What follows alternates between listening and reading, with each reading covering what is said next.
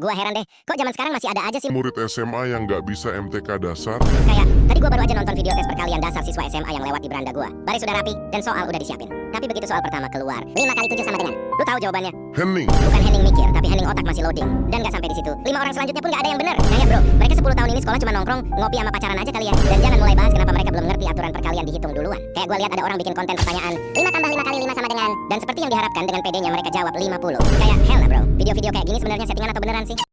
Kalian ingat gak gimana emak kita selalu berhasil nemuin barang yang kita anggap udah benar-benar hilang dari muka bumi? Ini bukan kebetulan, tapi sihir hitam yang gak bisa dijelasin pakai ilmu pengetahuan. Gua bakal nyari sampai 1 jam, ngosongin laci, bahkan nungging sampai debu masuk ke semua lubang pori-pori. Tapi hasilnya gak ketemu, barangnya hilang dan gua udah pasrah. Tapi begitu gua teriak, "Mah, kaos kakiku hilang!" Dia cuma jalan dengan muka lempeng sambil lontarin kalimat paling horornya. "Kalau mama nemu, awas ya." Emak gua masuk kamar, narik napas sekali, terus geser satu tumpukan baju. Dan ting, itu barang ada di situ seolah-olah dia ngetawain kebodohan gua. Dan di detik itulah serangan pamungkasnya keluar. Makanya, kalau nyari itu pakai mata, bukan pakai mulut. Bro, dan tadi juga gua nyari pakai mata. Masalahnya mata gua cuma mata biasa.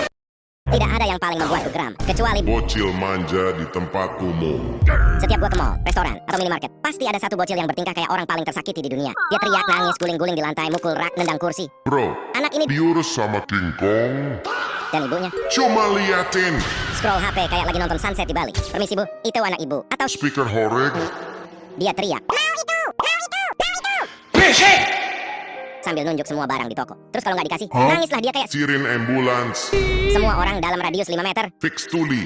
Balik lihat ibunya. Dia masih sibuk scrolling. Sesekali cuma bilang pelan, "Udah ya nak, Apanya? udah puas." Membuat kita pusing. Stres? Sakit kepala? Serius gak sih jadi orang tua? Masa harus gua yang ngajarin?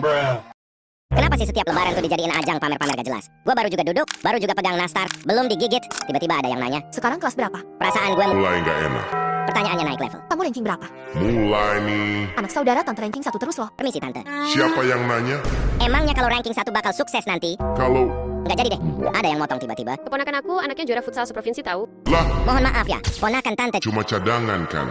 Itu pun masuk tim Karena nyogok pelatih kan? belagu soalnya. Belum cukup di situ. Ada lagi yang datang. Biru, di umur segini udah kerja. Masih sekolah om. Oh, anak om, udah bikin bisnis jualan ayam. Untungnya 10 JT satu hari. Biru enggak mau kayak anak om. 10 juta itu pas awal buka aja kan om. Bulan ini udah sepi pembeli kan om. 100 juta yang om. Pinjam dari bapak saya mana? Kapan mau dibalikin om? Lah, dia duluan. Gue cuma pengen silaturahmi, makan opor, minum sirup. Bukan adu mekanik.